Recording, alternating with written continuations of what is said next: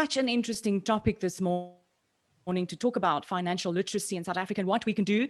I've got two small kids myself, one is 5 and one is 7. So financial literacy for children, definitely something very close to my heart. But let me start off by welcoming a few people. First of all, I'm going to start with the CEO of Petros Business Solutions, Gerrit Stimi, welcome. The CEO of Kruger International, Hein Kruger.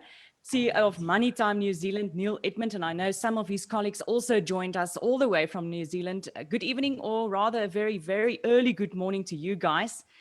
CEO of Head Start, Shivat Singh, and also Dr. Kobus Neetling from the Kobus Neetling Institute, all the journalists, the various media people, headmasters of the various schools that are joining us today, the parents of the children who are currently participating in trials in this wonderful product, the designated persons from the homeschool industry, a very important industry and a growing industry in South Africa, all the financial literacy educators, also a special welcome to all the co-workers and the shareholders from MoneyTime New Zealand, Jenny Smith, Paul Marsh, and then also a warm welcome to our guest from Australia, Ali Piling. Did I pronounce that correctly?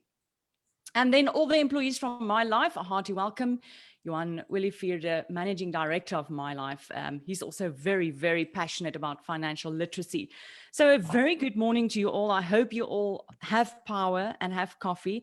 I'm very excited to hear what our speakers have to say about it.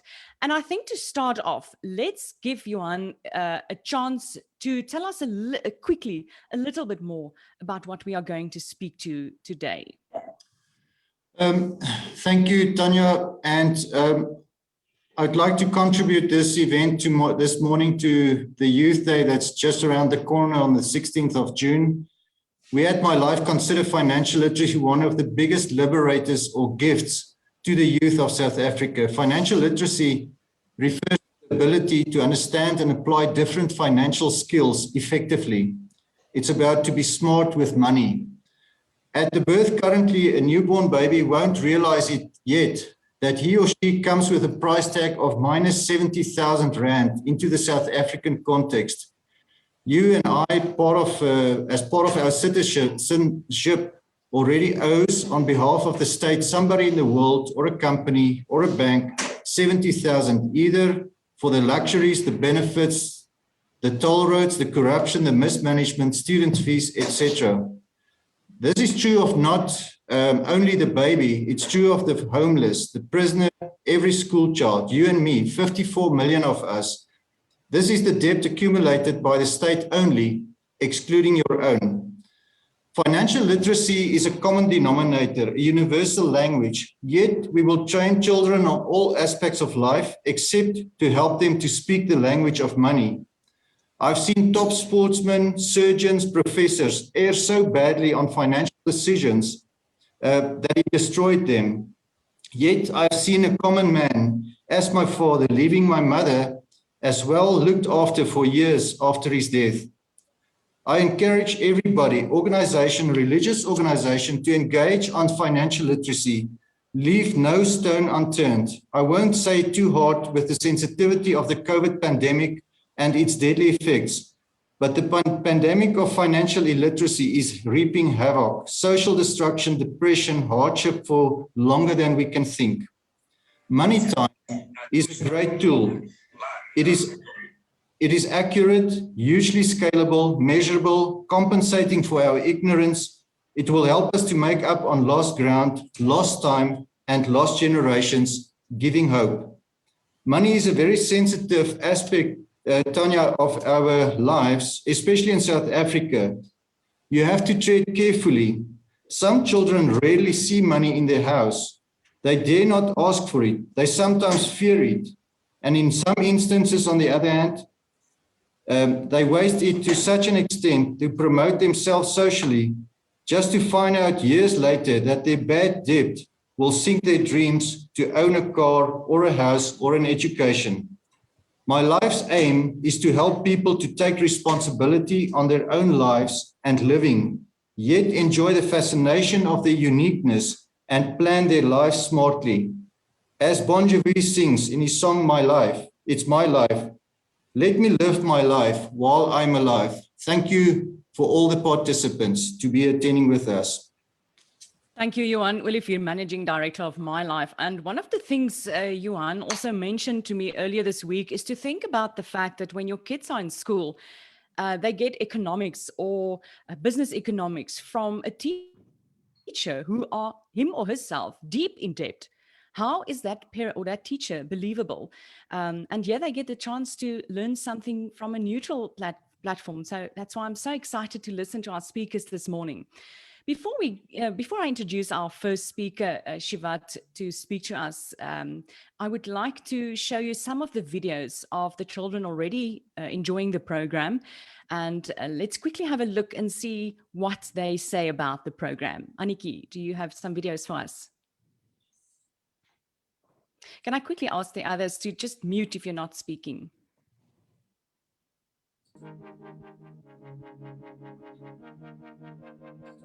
Hallo, my naam is Michiel. Ek is aan MoneyTime bekend gestel deur 'n vriend van my. Ek het nie veel van geld geweet, waarvan dit afkom of hoe om dit te gebruik nie. Wat nog van hoe belangrik dit is om geld te spaar. Dit het my geleer om meer oordeelkundig die geld wat ek verdien te spandeer. Ek hoop julle geniet MoneyTime ook soos ek en leer die waarde van geld. I'm Aldrich and I'm just going to show you a few things I like about MoneyTime. It helps you a lot with learning how to work with your money, how to spend it, what is needs and wants. So there you can see the amount of money you have in total. Here you can see who's in front if you play like in groups like our school. And then just on dashboard again to go. There you can see how much you've achieved and you can have fun with it. Ek is in skoolgraad 6 leerling van laerskool van in Mpumalanga.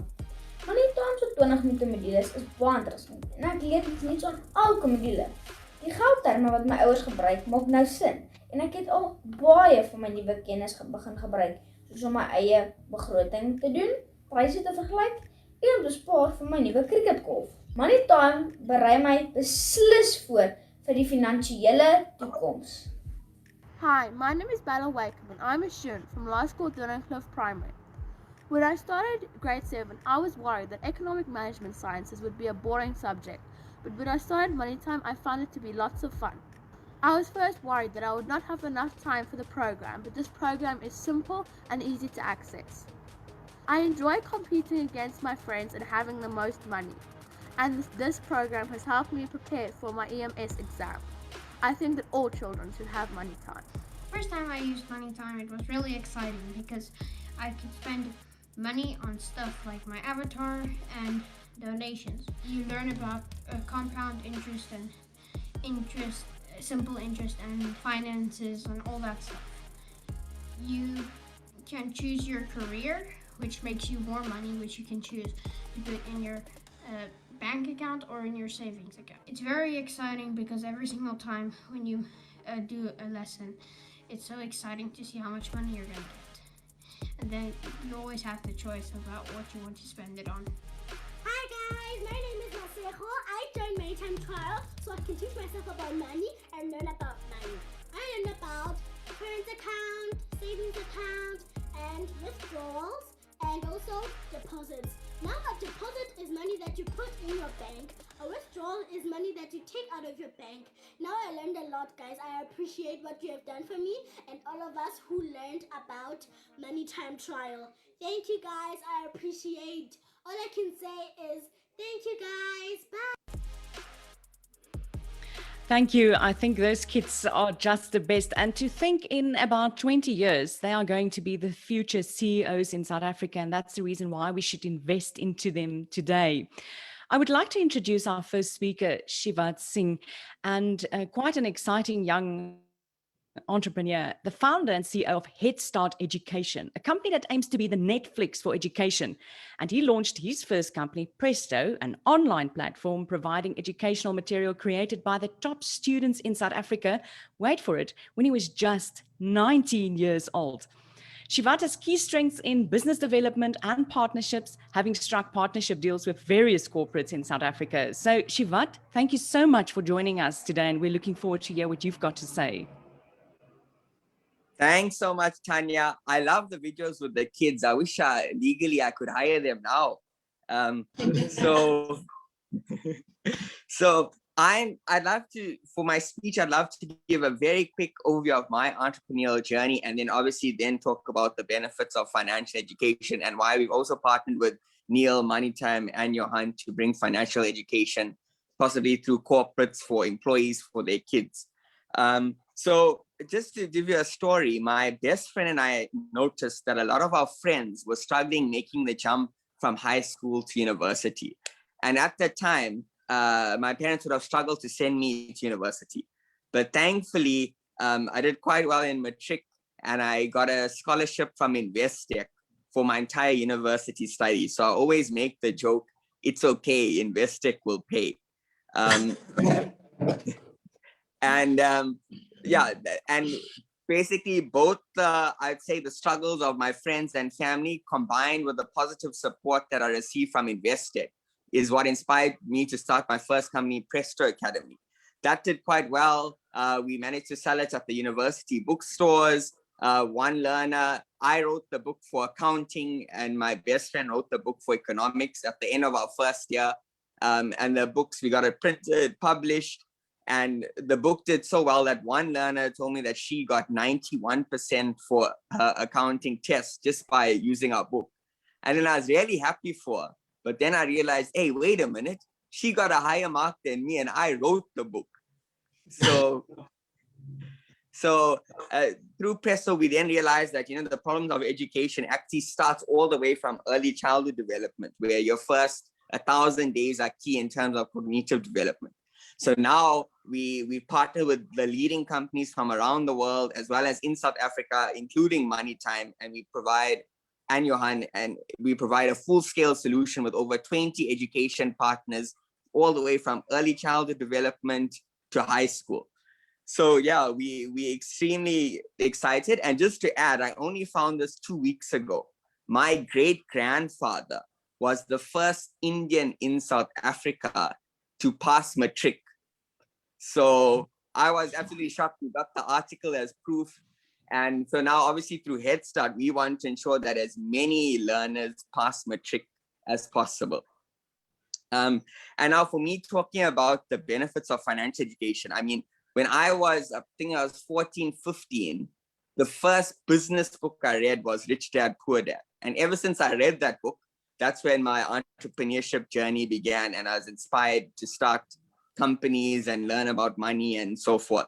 So MoneyTime is an amazing product. I wish I used it when I was at that age. And really the benefits of how we see the benefits of, financial education is, I think the most important is it empowers the youth and provides them with a stable life. So once they're at that level where they get a career, they get a job, they're able to know things like, okay, what's bad debt? How can I save? How can I invest? Which then, as Johan previously mentioned, allows them to live a good life and a stable life. And when I'm talking about debt, you get good debt. Like if you're borrowing to buy a house or to buy a business, as long as the business is making profits, a lot of people just associate debt with, something negative. And then I think most importantly, even through MoneyTime, it teaches people how to invest and think long-term, where saving, where you learn to save and pay yourself first as an investment for the future. So yeah, definitely very exciting. And I think as well, you want to create a mindset of having people have a positive mindset with money. Like, people say money is the root of all evil. But obviously you can use money to do good, and through financial education, I think that's very important. So yeah, delighted to be working with MoneyTime, Johan and Neil and the rest of the team, and let's help as many people in South Africa become financially literate. Thank you, Shivat.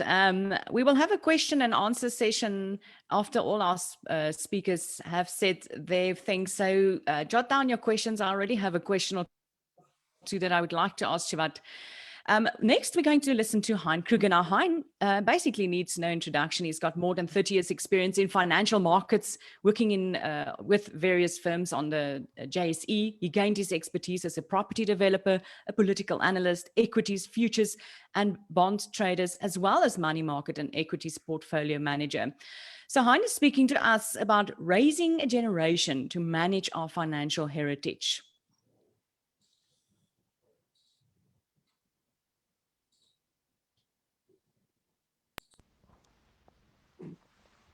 At the end of my school career 50 years ago, it took approximately 30 years of development for technological forecasts to become everyday household reality. Take the cell phone, the personal computer, a laptop for instance. In the early 70s, we could not think in our wildest dreams about such items in our everyday lives. What to say that such things would become necessities without which we cannot imagine our lives. Today, development from concept to everyday necessities has shrunk from 30 years to less than 10 years and is shrinking exponentially to less than 5 years. It is becoming day by day easier to forecast the future because we are already living the future. Just think that a South African born and bred kid has become the world's Mr. Future. Within the next 10 years and less, electrical self-driven vehicles will become an everyday sight on our roads, thanks to Tesla. Our internet will be delivered by Starlink from thousands of satellites in the sky. We will flash between continents in minutes with Hyperloop. We may go on flights to the Moon, Mars, Venus, thanks to SpaceX. Yes, Elon Musk, the father of all the above, is South African born and bred.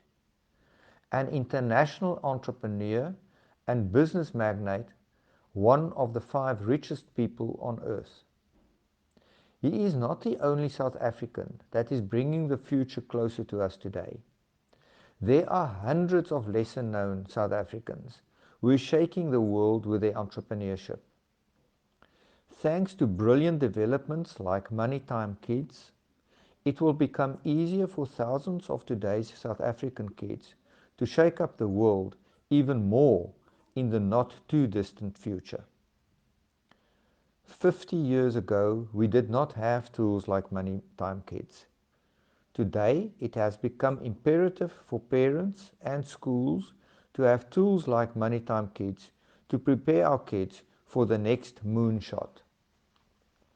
President John F. Kennedy made his famous moonshot speech in 1961, in which he said, "We choose to go to the moon in this decade and do other things."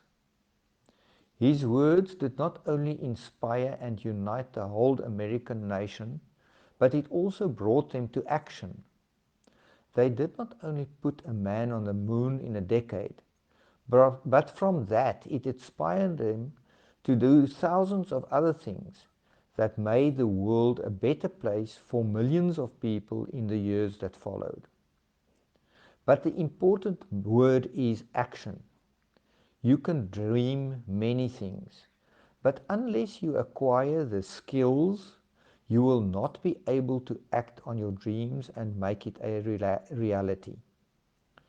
MoneyTime Kids is one of the tools to deliver the skills, to get South Africa's children of today to become the actors of tomorrow, to make the world a better place for billions of people. Go out, grab this opportunity, and become one of the world's South African entrepreneurs that will change the whole world, not only South Africa.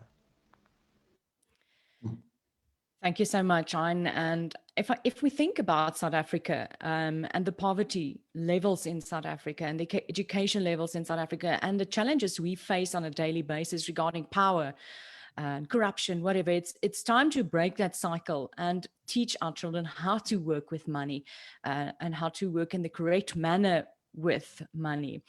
Our next speaker is Dr. Kobus Neethling, and also he's such a powerhouse, also needs no introduction. He holds 6 degrees, including 2 masters, a doctorate and a postdoctorate, and he's also the head of the Kobus Neethling Institute. And he wrote 3 international bestsellers: Creativity Uncovered, Very Smart Parents, I should read that one, and version 2 of Am I Clever or Am I Stupid? Now, Kobus, his video is pre-recorded, but Kobus is joining us this morning. So during the question and answer session, he will be there for your questions. So you're also welcome to jot down your questions in the chat box if you want to add them there for our question and answer session. Okay, let's listen to what Dr. Kobus has to say about creativity and how do we teach our children creativity regarding money. Many years ago, I wrote the book, Am I Clever or Am I Stupid? One of the first books that I wrote focusing on the development of creativity, specifically in children. I studied and did research on young children for more than 7 years, just trying to find out what happens to the creativity of the young child, because from 0 to 3, about 98% of young children have creativity at a very, very superior level. And I did this research in more than 15 countries, so it's universal. But then it seems to dwindle. So this book, Am I Clever, Am I Stupid, focuses on what happens to this child and what happens to the creativity, because when we assess them again later on at 10 or 16, there seems to be nothing left. Creativity is gone. And so this belief that I'm not creative starts at a very early age. And also the belief that I'm just average or I'm stupid also starts at a very early age. And these beliefs then dominate. A child who believes at the age of 7, 8 or 9, I'm just stupid. I got 10 out of 20 or 8 out of 20 for a test on the capitals of Europe. I mean, who cares in any case? But then they start believing that I'm stupid. And that is then perpetuated. And they live that way. And eventually they also die that way. Now, the wonderful truth is this, that you can reverse that at any time, because it's nonsense. These beliefs are all absolutely nonsense. It's got nothing to do getting 8 out of 20 for a test. It's got nothing to do with clever or stupid. But people believe that. And so the words of Paul Torrance, my wonderful mentor, who said that, remember, creativity is teachable and learnable. So rich brain, to develop a rich brain is teachable. It is learnable. And this is a sort of follow-up, rich brain, poor brain, of what we did and the research we did in Am I Clever, Am I Stupid? Because it's so true that you develop this poor brain about yourself and about your wealth and about everything else, the poor brain. And again, you base your whole life on this poor brain kind of thinking. It's all because of the thinking you choose about life, about yourself, that eventually leads to this poor brain kind of mind. And so what we did in our program, this Dr. Shay Rutherford and Wouter Snyman and myself, we wrote this book and also developed a program on how you can move from this poor brain kind of thinking, this poor brain kind of self-defeating thinking about yourself, to developing a rich brain. How do you change the thinking that you have about many things, about everything, about all the quadrants of the brain, because there's rich brain, poor brain in all the quadrants of the brain, that you can start choosing the rich brain thoughts, rich brain thinking to develop into this rich brain human being. You can start at any time, but the sooner you begin this journey, this rich brain journey, of course, the better. So I encourage all children, primary school and high school, to start this journey, to kind of get this passion, this sort of courageousness that this is the journey that I want to undertake, and join us. Thank you, Dr. Neetling. It's actually scary to hear those stats and to see how our kids' creativity are killed. And I think one of the ways to survive in South Africa, one of the best ways to survive is to be an entrepreneur. And we have to teach our kids how to be financially literate so that they can become entrepreneurs in South Africa. I'm privileged to introduce to you now Neil Edmund, and he's the designer and the author from MoneyTime. He's joining us from New Zealand this morning. So thank you for your time, Neil, to join us. He was a former business consultant for 20 years and has helped thousands of people improve their financial outcomes. He is concerned his children's generation are growing up with limited financial literacy, and then he decided he wants to do something about it.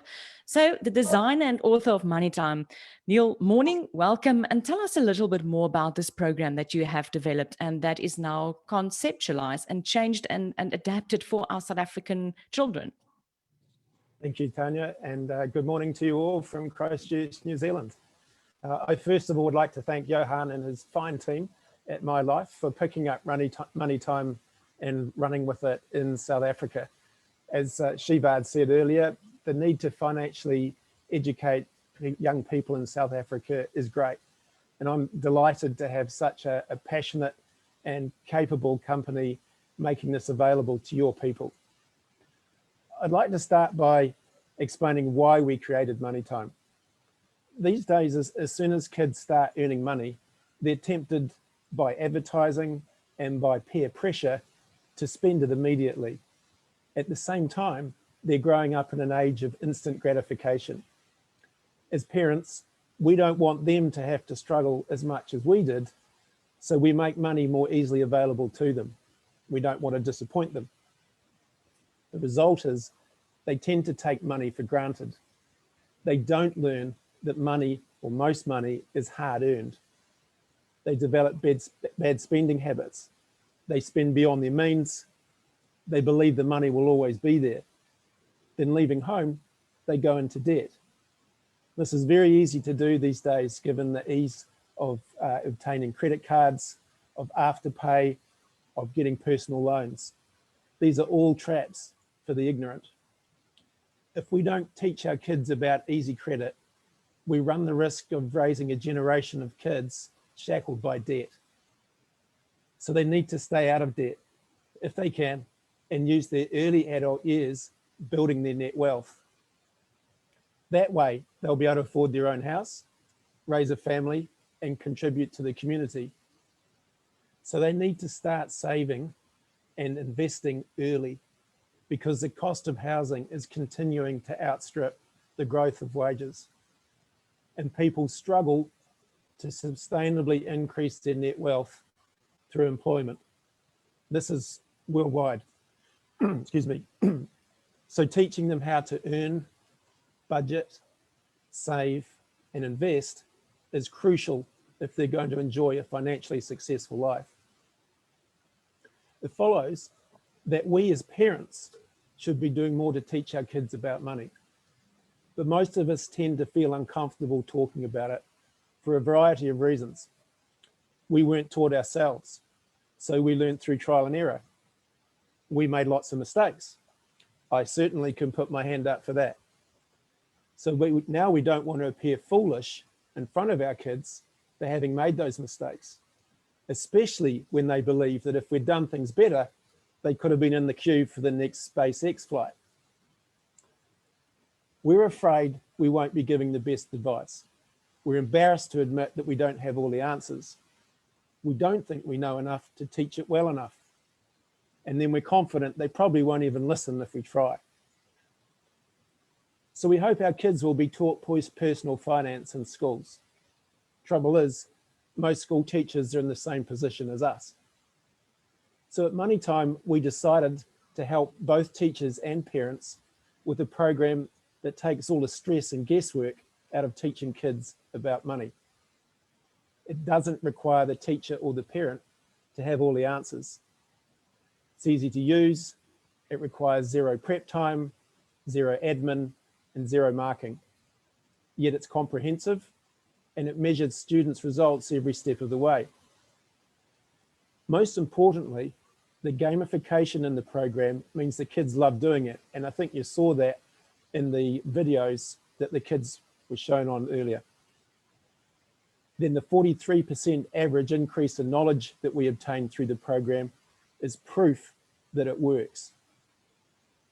What the program does subtly throughout the 30 modules is repeat two very important themes. First of all, the first theme is having money is a good thing because it provides people with options for themselves, their family, and their community. Options to make the world a better place now and for those that follow. The second theme is it's difficult to get ahead on just a wage and a salary or a salary. So once they start earning money, they should budget to save and then save to invest. Just following those two ideas can make a massive difference to these young people's financial outcomes as they get older. So we introduced MoneyTime into New Zealand schools 3 years ago, and the response was dramatic. We had 40 schools sign up within the first 2 weeks. With that, we knew that we had achieved what they call in development circles product market fit. We knew that we had built something that teachers wanted. Since then, more than 550 schools and 35,000 children have used the program in New Zealand. And last year, we launched a subscription version of the program so that parents can access it for their kids at home. And this has proven particularly popular with homeschoolers. What the subscription version means is that it opens the door for corporates to provide MoneyTime as a perk for their employees or as a value add for their customers. And we're very excited to have Shivad from Head Start, who spoke to us earlier, and he's promoting MoneyTime to corporates in South Africa. MoneyTime's schools program in New Zealand is sponsored by some of our country's leading financial institutions. Heartland Bank is New Zealand's second largest domestically owned bank. Milford Asset Management is the country's largest privately owned fund manager. And Loan Market is New Zealand's largest group of mortgage brokers. These sponsors understand the powerful social responsibility message that being with MoneyTime provides. The message is about empowering young people to be more financially successful adults, to be smarter with money, to make their money work better for them, so that they can be stronger contributors to their local and national economies. What's more, they're more likely to be knowledgeable and confident clients. At this launch this morning, there are community leaders, potential sponsors, parents, and other interested parties. I thank you all for attending. Just by being here, you are showing your support for financial literacy in South Africa.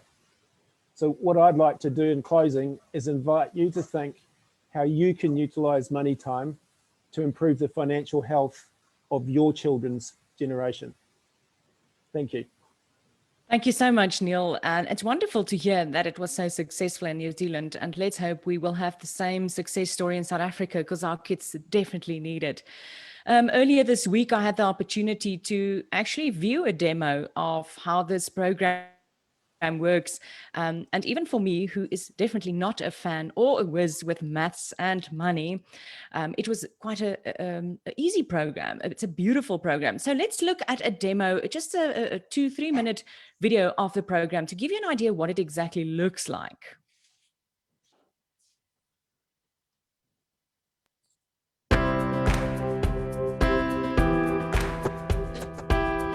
Children these days are growing up with limited financial literacy.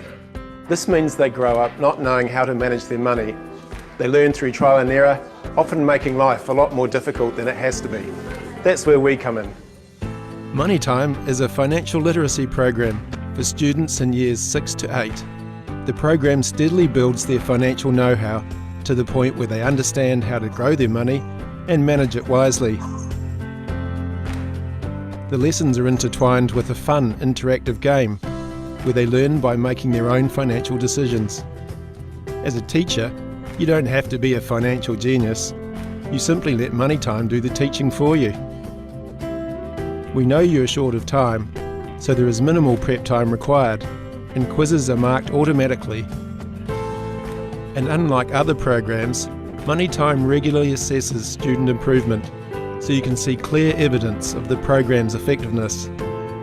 The end result is a resource that is stimulating and fun for students, effective and easy to use for teachers. If you're serious about teaching your class financial literacy, why not contact us for a trial today, which you can do with your class or in your own time.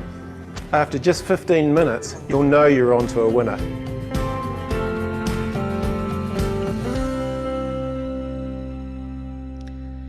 And I think if you look at our generation today, our kids who are basically born with a smartphone in their hands, I mean, this is the best way to teach them through a computer program that is gamified. Is that the correct word, Neil, that I've used now? Gamified, I think. So it makes a little bit of a game of it. I would like to invite you if you've got any questions that we can ask to our panelists. And I would like, if there are members of the media that would like to ask a question, to give them a first opportunity. Otherwise, I also have two questions that I would like to ask. I can't, let me just see. Are you going to raise a hand? Just start speaking if someone wants to ask a question. Johan? Mr. Meyer also raised hand. All right. Thank you, Tanya. I'd just like to say one of the big things was that the program for the South African context has completely been contextualized.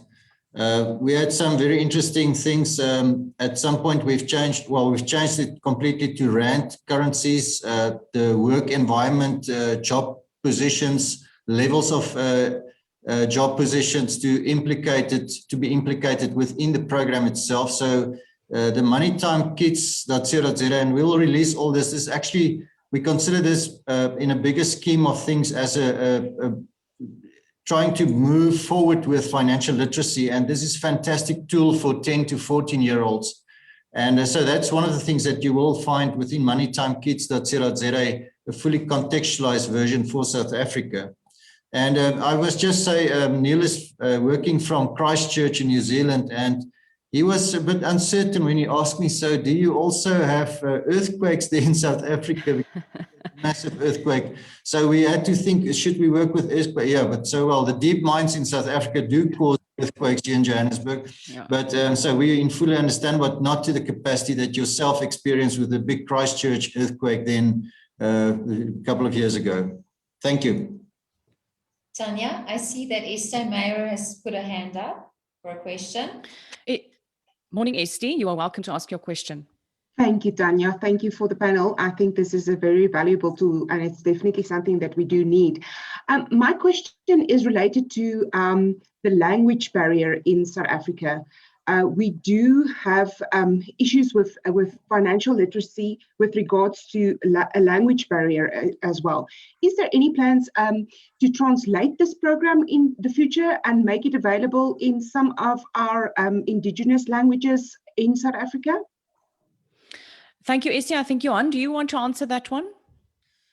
Yeah, I think that was one of the first things we look at. We know that Afrikaans is also an important language, but in terms of our native languages, that was probably one of the first questions I've placed in our pre-discussions with Neil. Is there any chance that we can bring this over to Zulu, Sotho, and Xhosa and the other? As you know, we have a very complex language environment.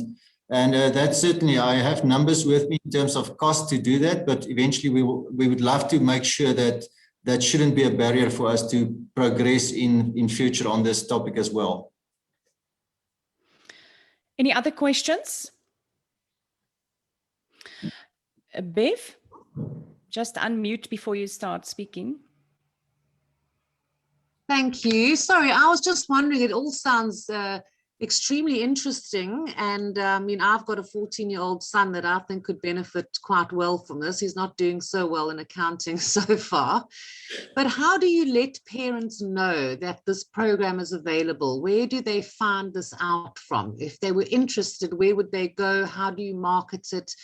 where do you sort of target and where do you showcase this to parents or the general public, even teachers in schools? Can I answer that, Tanya? All right, so it is important and imperative for us that we have respected this event as a media opportunity, and we would have sort of had the bigger course of financial literacy and youth day being counted, but I've noticed that on Bait Soccer and other media, there will be a launch of the product itself in order for us to stick to the ethics of the marketing and the advertising environment. We have invited some media people as well, but you will be able to, within the mylife.co.za domain, you will also get access to the MoneyTime business model or the access to the curriculum, but then also MoneyTime Kids is the domain for the South African area that you will get access. And then also Shivat, I know they already worked with CompuTicket, so there's a lot of drive that will come through where you can access this. But in terms of the My Life environment, there is good leads from the domain, and then also a direct hit will take you to moneytimekids.co.za. Thank you, Juan. I see we've got a question from Karieta Loubsha on our chat box, and she wants to know what is the cost of this program. Maybe you could just give a brief overview of that. Good. I'm going to work off on a round figure. It's in the excess of 950 Rand. And the idea is that basically what you heard from Neil is that they also work on a sponsorship component. So our dream is that we would love to see financial institutions or to the likes of banks and also people that's really benefit from a literate environment, that they will also take off the cost by helping us to do sponsorships for schools. Even within the local communities, we already have certain banks that indicated that they will be interested to help us move forward. And so this is not a freebie, because it's part of the capitalist environment. It's how we operate. And there's always opportunity to then reduce cost to the learner. And I foresee that we at some point will really get close where kids will just have a really minimum amount to pay out for their participation. The big thing is that if you look at the content, I think we deliver the lessons of a full-blown curriculum for less than 25 Rand per lesson, which is, it's really, I mean, if I look at what we pay for cricket and all these soccer academies, it's really a minute amount that we have to take on a kid to make him come up to terms. And Neil did not mention the figures. He said that the improvement internationally of the skill, because we can measure this to the very accurate sentence, is in the excess of 43% growth on your financial literacy process. Johan, I've also got a quick question, and I know that financial literacy score in South Africa in 2012 was at 40 or 54%. My question is to Shivat. Shivat, how do you feel about the current literacy levels in South Africa, and how do you think we compare to other countries? So if I'll just give you an example with statistics for literacy as in English and mathematics. I think in 2017, South Africa ranked about 127 out of 130 something countries in terms of grade 4 mathematics. And it's various reasons, you know, due to lack of resources, infrastructure, etc. And then obviously financial literacy, I couldn't find anything on that, but it's scary, it's startling, and hopefully we need to definitely improve those outcomes. Thank you so much. I see a comment from Karieta. She said, we have tried to get financial literacy and tax as part of the curriculum with still no success, which is quite sad. So let's hope that this will also help. A question from Martin Hester. Has government been approached to incorporate the program into the government school curriculum? Okay, I'd like to respond on that, and I think it will sort of encapsulate the other remark as well in terms of school curriculum. we have with us Mr. Herman Mathieu. He's from the Kira Schools division on EMS. He's the subject head for the national school. But one thing that we always anticipate is that priorities and certain social development issues are looked at sometimes very different than what we look at. And it's a new program to the market. I think there's a lot of these curriculum being trial and tested, and sometimes lose interest. And that's why we have the importance of Dr. Kobus Neethling with us. We try to operate with a little piggy bank. We try to promote financial literacy, and it's so sometimes flat in terms of the understanding how complex it is to teach a person in a social format. And I obviously foreseen that we'll have entrepreneurs driving the program towards the curriculum circuit. But again, what we've anticipated here, it's a New Zealand program. It's coming from a first world country to a third world country. So that's why we have placed a huge priority on contextualization. We had discussions with Mindset TV, for instance. They are keen. They're also fascinated by what we put on the table. So I think in time we will, and in due course, we'll start to progress to the school environment. But obviously, we have to do our footwork very well and not just try and get the wrong impression for a first world solution to a third world country. Thank you, Juan. I've got a question here for Dr. Kobus Neethling. If we look at whole brain thinking, how should we apply whole brain thinking to make financial literacy more effective? Yeah, I think it's in a sense, the point of departure. Doesn't matter what you do, because everything starts, if it's money or relationships or education, playing rugby or cricket, it starts with this brain of yours that you've cultivated. And you play your game, or you teach your children from your preferred mode. So to me, maybe, I don't want to become complicated or go on a tangent here. Let me take education, for instance. If I am a L1 teacher, L1 means that you've got a preferred mode of teaching. That's your preferred. There's no right or wrong here, by the way. And so you are this clinical, factual-based, no mistake kind of teacher. So that's the way you teach. But if you don't understand how to teach with your whole brain, you are missing more than 70% of the children in your class. So it doesn't matter if you are going to teach financial literacy or whatever you teach, you are going to miss them. So the teaching dominance of the teacher misses the learning dominance of the child. That has been the case for centuries. And our research, and as I said, over in-depth research over this in all over the world. I even spent time amongst the Tlingit Indians in Alaska. It's all over. If you don't teach with your whole brain, these children will suffer. So it doesn't matter what the topic is or whatever you teach, this is going to happen. It's like parenting.